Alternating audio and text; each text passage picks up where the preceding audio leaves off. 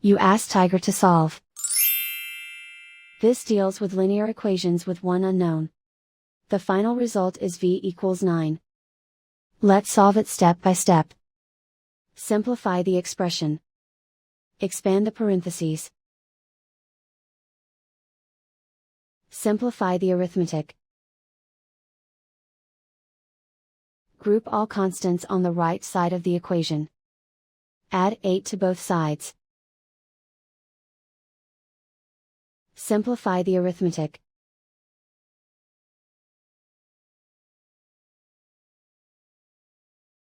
Isolate the v. Divide both sides by 2. Simplify the fraction. Find the greatest common factor of the numerator and denominator.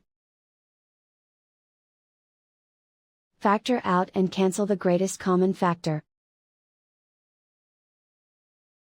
And so the final result is v equals 9.